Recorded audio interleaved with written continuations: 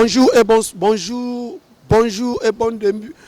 bonne journée à tout le monde. Na babone nyo surtout Congo Liberté Télévision, ba nyo surtout balanda kangai président Moustapha na ba caméra o ezali boso na ngai na pesi mbote na Mardoché na caméraman o azawana na pesi mbote susu na mon frère à moi de père et de mère.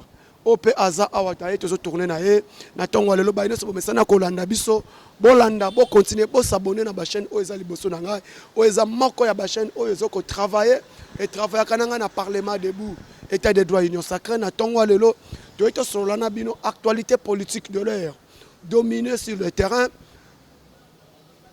rencontre ya premier ministre vice-premier ministre et ministre de l'économie nationale na situation conjoncture ya mboka o balobela ki lobi to kolobela na bino déplacement ya chef de l'état à partir ya Namibie Botswana ban contrat na accord signé entre le président de la République et le président Botswana na cadre ya ko relancer secteur ya minerai ya Congo otobengi miba to kolobela na bino na tongo lelo to kolobela na bino sikoyo début ya déploiement ya ba force ya SADC oye kokota na la République démocratique du Congo oye ko remplacer na place force régionale ezali tokolobela na bino na tongo lelo tokolobela na bino processus électoral otolobile soyez des bons comptés de l'histoire nde tokolobela na bino na tongo lelo ba nyonso bomesana to mesana kolanda président Moustapha na parlement debout na ba émission auto salaka chaque jour week-end bo s'abonner to pesi bino mbote ba nyonso tout bomesana kobenga ngai bobenga nga toujours na numéro on appelle ça plus 243 89 86 52 097 plus 243 89 86 52 097. Mes chers Congolais, Batu Balobi Bengi, Batu Balobi, le président de la République a quelque chose sous force ya SADC pendant que force régionale o eye et la kisi ba limite sinango o ba koki ko sala elo côté. Comment Fachi a recourir sous une force ya SADC et kokuta na deux forces na kat ya Est et la République démocratique du Congo. Mes chers diaspora, mes chers combattants, mes chers compatriotes, chers peuples congolais. To tchana mitu na biso, to yebaka yango lelo. Force régionale bayaki. Mission na bango ezalaki non baya ko sala ba photo selfie na ba M23. Mission na bango bayelaki baya ko accompagner FARDC. Offensivement babundisa pe mongunya M23 abima baya pour ko appuyer FRDC to déloger mongunya mais force régionale baye eri ba koti na mboka na biso na place ba accompagner FRDC bango baye ba komi na bango ko collaborer na ba M23 bit par laquelle automoni etekeno ça se fait pas comment bino boye to sangana bo appuyer biso to benga na mongunya kaka bino bokomi ba collaborateur ba ami ya ba M23 bo tchela ngai ba commentaire box s'abonner bo aimer vidéo pe bo partager vidéo. Comment c'est possible boye bo appuyer biso to sangana to déloger mongonia mais sur le terrain force régionale aurie ba bundisa M23 ba komi na bango ba collaborateur ya ba M23 ko kangama ba photo selfie qu'on lia ensemble. Tokolobanini, est-ce que les Kenyans, les Ougandais, bayaki pona ko appuyer FRDC, to bayaki pona baya basala, baya bo appuyer M23, baboma ba Congolais. Prenons le cas qui s'est passé hier. Là où l'endroit où il y a les forces régionales, c'est même endroit, même territoire, même localité, ba M23 basali ba inquiétude ba bomi des Congolais. À présent, il y a des forces régionales qui sont sur le terrain. Tokoloba siko nini nde place na lobi boko appuyer nga on a lobaki que non un Kenyan akoboma tuchi te parce que les Kenyans et les Tutsi et les Ougandais à bazana balié na lobaka yango nga na lobaka déjà que arrivé à EAC na sepelaka na ngote parce que na yebi na kati ya EAC Kagame c'est le loup ya EAC mais Kagame aza loup ya SADC te. Parce que tu as vu force ya SADC en 2013 ba apuyaka RDC ba edaka RDC pe RDC a délogé mongonia mais le force ya EAC oyeye na place ba aider FRDC mais force ya EAC ba yena bango ko marcher ensemble na ba M23 raison pour laquelle le chef de l'État dit la force régionale EAC a présenté ses limites ba limite ba présenter Foubabima ba za la remplacer par les forces ya SADC. Ndemoni mutualisation de forces. Oza réunion ya coordination. Oye ko salema d'ici fin du mois de mai. Oye ko lakisa sikoyo comment la sa calendrier à force ya SADC et qu'on la déployer. Tolandi na communiqué final il y a chef de l'État par la bouche autorisé le ministre des Affaires étrangères. Monsieur Christophe Lutundula bena pala. À lobby clair, l'arrivée des troupes ya SADC, force d'intervention ya SADC, et zoya offensivement, non ya ko collaborer, non ya ko kangaba photo selfie, naba M23. Celui qui va coordonner la force ya SADC, c'est la République démocratique du Congo. Raison pour laquelle la réunion qui sera convoquée par la RDC malgré les lieux dans le PSAMIT, réunion wana et qu'on la coordonner Union africaine, EAC, CIRGL, SADC et communauté d'État Afrique centrale. Toko sangana tobimisa idée commun. Comment nous allons faire pour déloger les M23? Mais biso tolobi était mandat ya force ya EAC toko renouveler ngoli sous-souté parce que la EAC nous a pas aidé. Bayaki merci mais boyebo aider bisoté bo komi ko collaborer na ba M23. Raison pour laquelle tolobi que le mandat de EAC nous la République démocratique du Congo toko renouveler yango lisusu té des places au moni à partir de Renoana nous allons aussi étudier le mandat de la EAC. Chaque Congoman, Baïbo Lingaka Biso, Baïbo Mesana Kolanda Biso.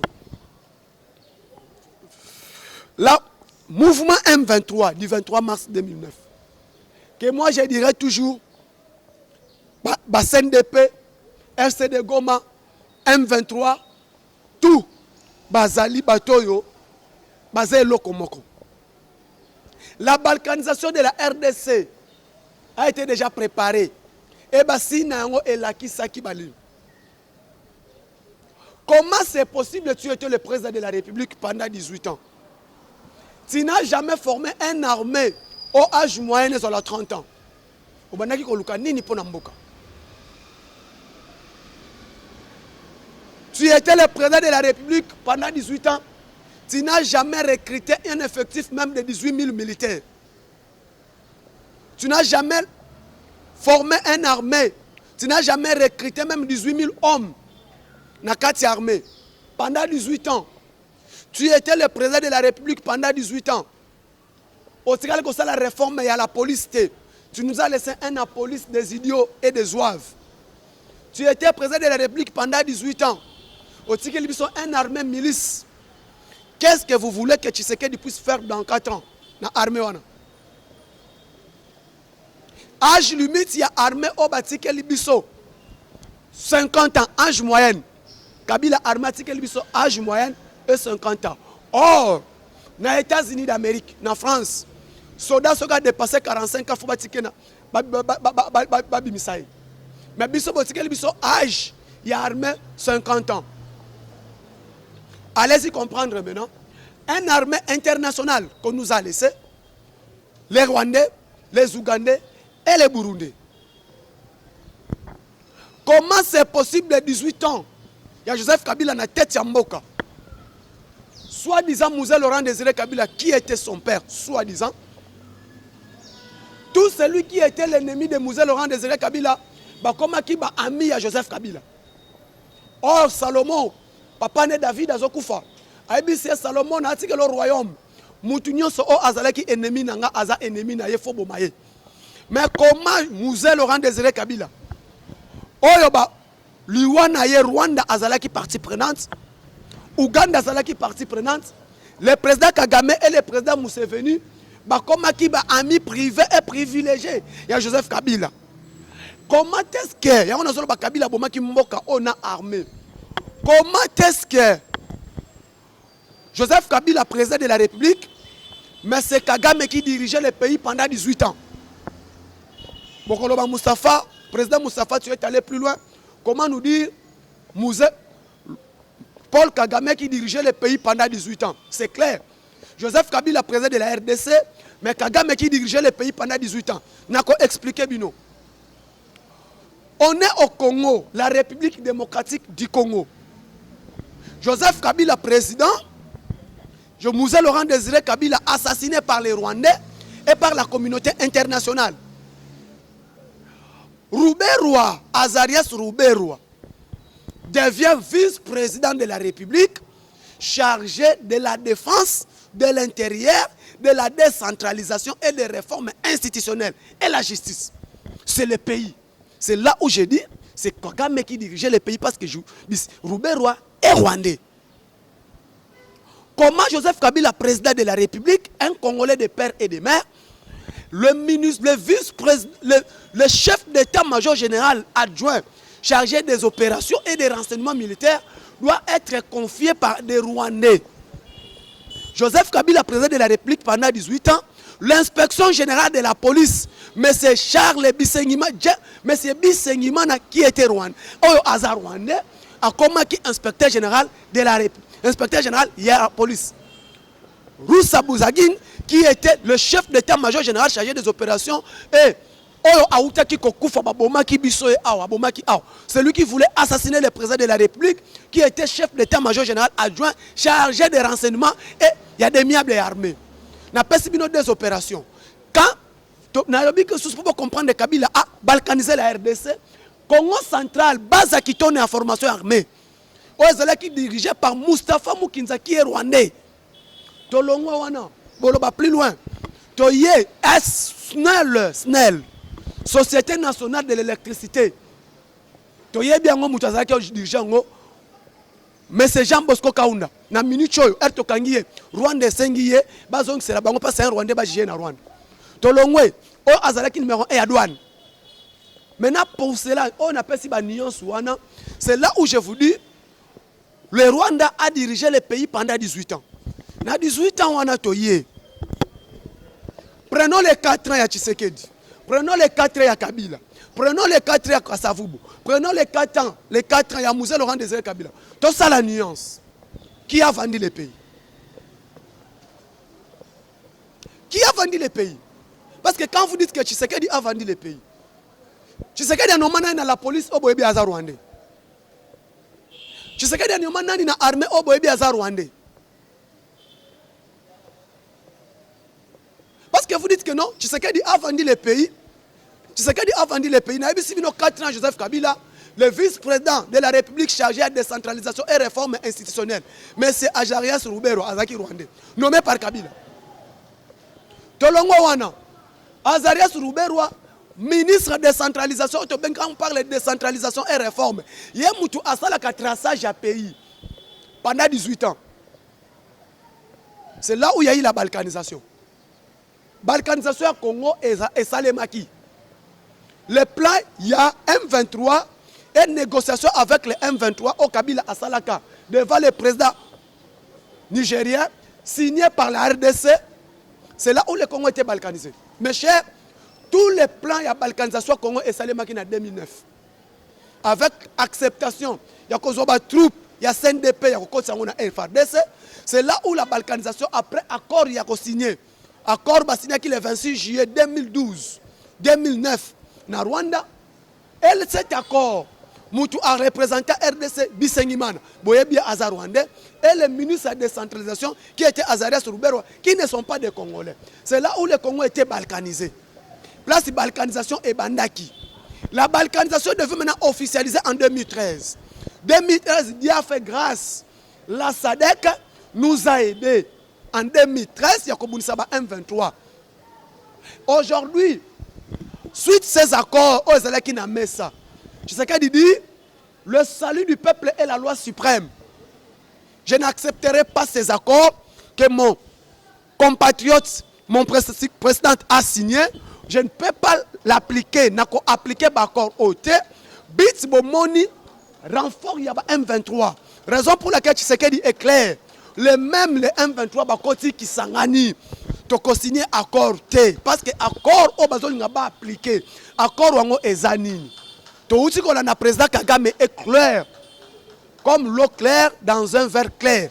Kagame a ebisi biso boy eza Tshisekedi te ezanini te mais Rwanda azoluka mabele na ye mabele Rwanda azoluka ezanini Kivu nyonso donc Nord Kivu Sud Kivu et Kindu eza mabele na bango batalaka traçage mabe ya bengona or biso ne toyebi C'est la République démocratique du Congo qui a mabele au Ekota Rwanda. Biso nde tozana mabele na biso Ekota Rwanda.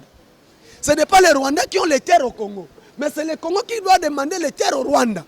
Parce que Moutino Soyebengo qui saigne eza mabele na biso. Qui saigne eza mabele à RDC. Et batuboye bayango lelo. La République démocratique du Congo, souveraineté à Congo, ils ont 2 345 km². RDC est composé. RDC va créer une addition de terre. Addition de terre. Roi Zingankoufu a pesi mabele na bango.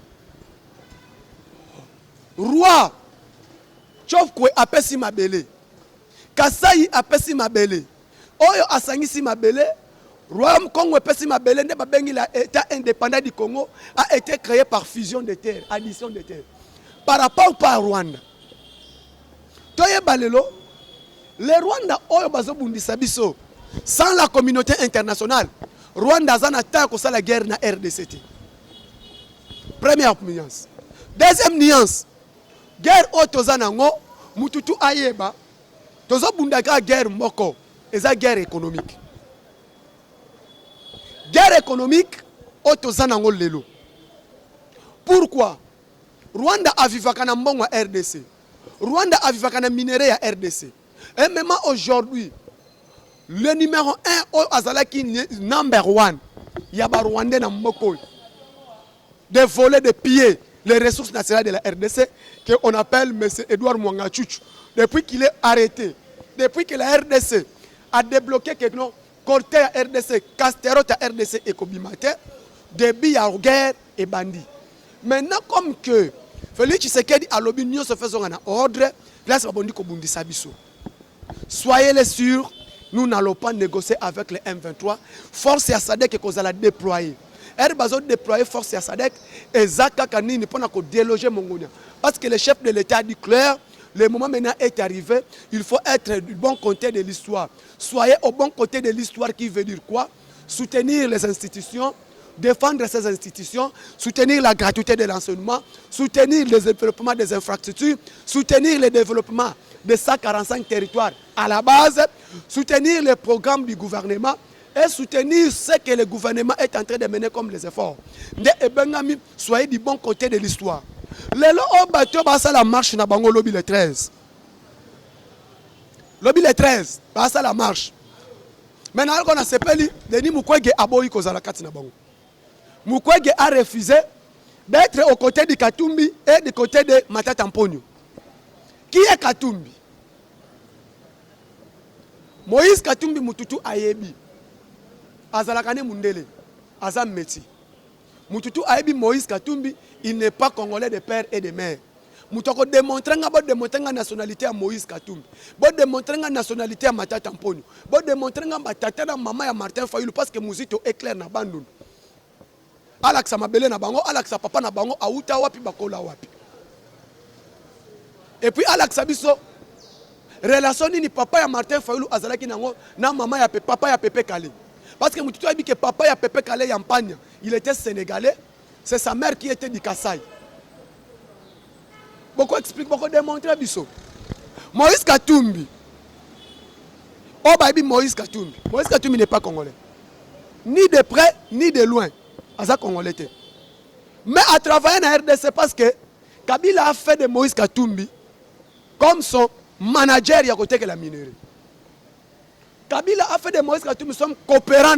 Donc, Piaka Minera Congo Bate Kango Baromi Balé. Raison pour laquelle Anoma est gouverneur. Mais Botoye Bibé Moutebisa Biso Willy Michik et Kokonyang. Que Moïse Katumbi Aza Congolais était Aza Zambien. Bisoutou Biso Petoye Bayango. Que maman ya Moïse Katumbi Aza Zambien. Papa Nene Moutaza Italien. Mais les loba yé basa la marche dans Mboko. Lunda Boulou, le premier ministre, a démissionné parce que Matata Mponyo était nommé jeune ambassadeur. Lunda Boulou a Biso. Lui était premier ministre. Matata Mponyo, il était jeune ambassadeur rwandais crédité en République démocratique du Congo. Maintenant, aujourd'hui, Matata Mponyo, Oywana. Abi Misaba Congolais na marche à ça la marche. Bon, comme le peuple congolais, nous sommes un peuple tous à la cana, histoire de Tobosana Nabiso. Tobosana qui est fêté. Matata Mponyo est venu ici. abomi babomeli biso na katumba moke matata mpone bazaki na kati ya crash avion sali crash mutu moko akufa bango nyonso babika Antoine Gonda, Marcel Chichambo et Matata Mponi. Pourquoi ils ont accepté de tuer un Congolais de père et de mère qui était Katumba Mwake? Et Matata Mponi est devenu Premier ministre. Mais qu'est-ce qui a fait que Matata Mponi a côté dans l'institution? Parce que Matata Mponi c'est un Rwandais. Parce que c'est leur propre frère qui était président au Congo. Tobo Sanaka, histoire. Monsieur Jeudi, Monsieur J.E., qui était ambassadeur de l'Union européenne dans la RDC. Monsieur J.E. nous a dit, nous avons placé ce bonhomme à l'âge de 29 ans de diriger la RDC pour lui manipuler, pour placer pour profiter, pour piller minerai à la République démocratique du Congo. À partir de Kabila, nous préparer la balkanisation parce que c'est un naïf qui n'est pas congolais. Nous avons facilité, nous malmener et pour piller minerai. Aujourd'hui, le fait a été accompli grâce à Félix Tshisekedi n'a pas voulu que le Congo puisse être balkanisé. Guerre Tozanango, guerre économique. L'Union européenne a un problème. Parce que l'Union européenne vit de la RDC. Félix Tshisekedi a lobby, c'est les intérêts du Congo d'abord. Il faut protéger notre Congo souveraineté à RDC. Il faut bundela minerai à RDC, il faut protéger le Congo Tongana RDC. Tu veux les minéraux de la RDC, quand tu as une grande porte, gagnant-gagnant. C'est là la communauté internationale balingi yangote. Bakel la Moussaba M23 na bango soutenu par les Rwandais. Tous ont moyen de piller minerai RDC. Le même moment, comme Bayebike, le lotoye bayango. Félix Tshisekedi a bloqué. Deuxième point, tous qui te placent dans le chitele. Problème au Batouba Lobby. C'est quoi le bon côté de l'histoire? N'a expliqué Bino. Sortir Union Sacrée, soyez du bon côté de l'histoire. Du bon côté de l'histoire par rapport à la gestion des pays. Donc, nous avons collaboré avec M23, en tant que nous sommes des Congolais. La gratuité de l'enseignement, les actions du gouvernement, ce que Tshisekedi a mené pendant 4 ans et par rapport à ce que Kabila a mené pendant 4 ans. C'est ça le bon côté de l'histoire. Le presse et Kangamakasu soutien, liberté de presse et quota, liberté d'opinion quota, Mututu Ayeba, c'est ça, soyez du bon côté de l'histoire. Tolongo wana siko. Vital Kamerhe en Afrique du Sud. Tokenaki qu'on menait comment nous avons acheté le maïs. En même temps, nous avons lancé production locale. Mais pour le moment, pour l'instant, comme la production locale est comme prête, nous allons d'abord importer. En même temps, nous avons importé, nous avons préparé le terrain pour tout le monde Massangu. Massangu otokolona onde école sa ba congolais. Kasai, Katanga, ils ont un problème, il y a Massangu. C'est ça Kamerhe est allé en Afrique du Sud et en Zambie. Toyebi batu bazalaki na kati wana wana ko luka Massangu e matabiloko e matapo bango bazwa moye basa la campagne électorale. Nde omoni bande konanga tozo yebisa bino tozala mobiliser toujours, to soutenir mboka na biso, to soutenir Congo, peut soutenir chef de l'État, to soutenir armée na biso, o ezo bundela biso, to soutenir ba kongomani o baza likolo ya mboka. Toye pona chité, pona kende na parlement. Aujourd'hui, l'Union sacrée, aux qui créé le 29, on va présenter le 29 avril, on va accompagner le chef de l'État dans la campagne électorale. Tout le monde sait, l'Union sacrée, c'est la vision du président de la République. Tout le monde sait, l'Union sacrée, charte et zawana. L'Union sacrée, qu'on a et qu'on présente le chef de l'État comme candidat na bango. Et l'Union sacrée va accompagner le président de la République dans l'élection à venir pour concrétiser la vision. Mais tu as bien à Katiwana, il y a des opportunistes qui sont dans l'Union sacrée. Les opportunistes, au Bazakina Joseph Kabila, sont dans l'Union sacrée, mais sont des Congolais.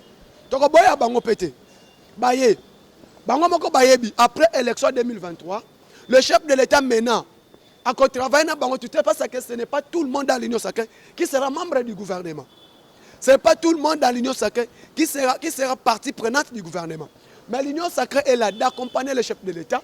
L'Union sacrée n'est pas un parti politique, c'est un regroupement électoral. Je ne sais pas ce qui va comme ça, un regroupement politique, Mikolozo Koya. Le train a déjà quitté la gare. Le processus électoral, c'est Bandaki. C'est ni à présenter une cartographie à chaque territoire, chaque province, par rapport au nombre d'électeurs, on va présenter Bissot.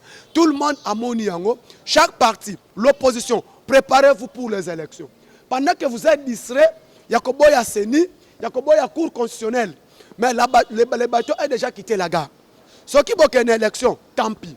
Si vous ne serez pas aux élections, tant pis. Si vous allez aux élections, tant pis pour vous. Mais le train a déjà quitté la gare. Nous attendons 2023. Toi, elle est le chef de l'État, toi, PC majorité. Toi, comme tout le monde qui m'aime, tout le monde qui me soutient, mon numéro, j'ai déjà donné. Plus de 143, 89, 86, 52, 097. Plus de 143, 89, 86, 52, 097. Je dis et je vous remercie.